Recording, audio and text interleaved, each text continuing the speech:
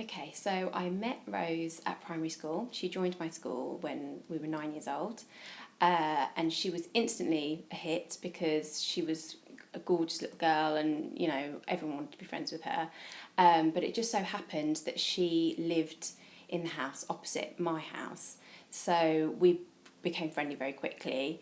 And there was lots of kind of toing and froing to each other's houses, and even using walkie-talkies because we were that close, which was lovely. So yeah, we became kind of best friends from the age of 9, and then we went to the same secondary school together, and we're in the same class. So we kind of from 9 onwards, spent all our time together, summers, school days, everything. So we were really close. And then yeah, she had a difficult upbringing, and when we were about 18, she had a severe bout of depression, and it was something that I'd never really encountered before. Didn't really know much about depression, just wasn't really sure what I should be doing. But it was something that, with the help of her foster parents and other friends, that she managed, and she was, speaking to counsellors and was on medication. She was very aware of it herself and wanted to manage it, and she had, a good support network of people around her.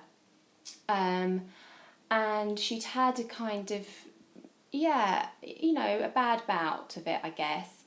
But I'd seen her the week before she died, and, she was the same as she'd always had been. There was nothing really kind of different.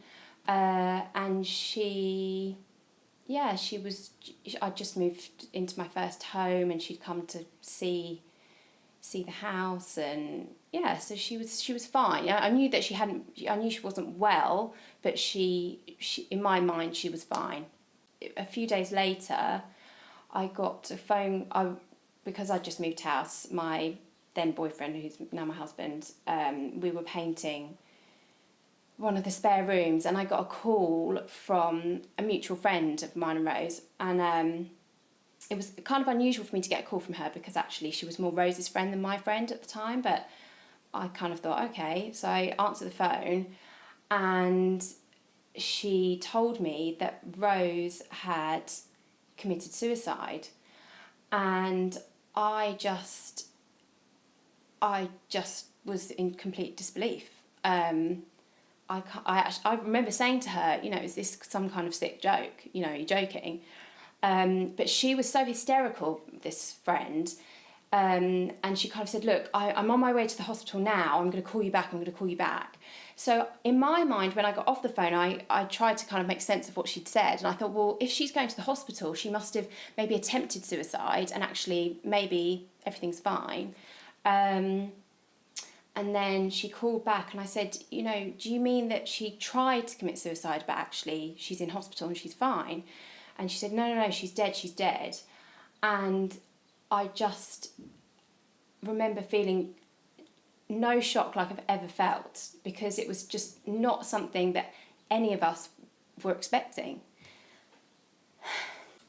I remember just being in complete shock and just, not believing. And I remember my stomach just feeling like I'd been kicked in the stomach and feeling almost winded. And just not knowing what to do, really, because she actually wasn't at hospital, she was at home. And so I wasn't sure whether to kind of go to her house or, I just didn't know what to do. So I ended up, my husband took me to my parents' house just to kind of be with other people, I think, just to kind of make sense of it. And then over the next few hours and the next few days, the kind of details sort of unfolded about what actually happened, that she'd committed suicide at home, and that she'd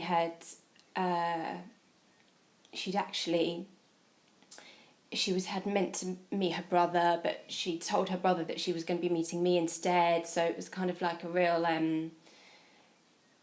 difficult one. And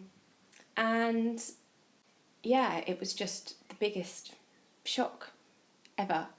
And I just remember feeling completely overwhelmed that you know, that she would do something like that.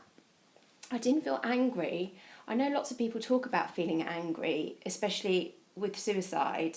They, you know, they have a time where they feel angry with the person for doing that. But I didn't ever feel angry with her. I felt just very sad and kind of, I just wanted to make sense of it. And I suppose the only person that can help you make sense of it is the person that's not there. So you kind of are left trying to make sense of something that, you know, in your mind you could never do.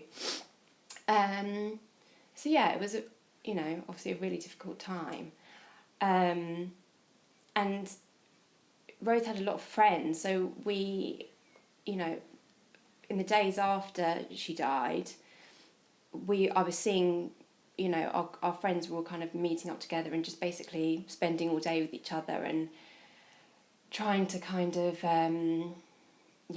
sort out together in our minds what happened and make sense of it, and also help to, you know, start moving forward in terms of thinking of funeral plans and those kind of things.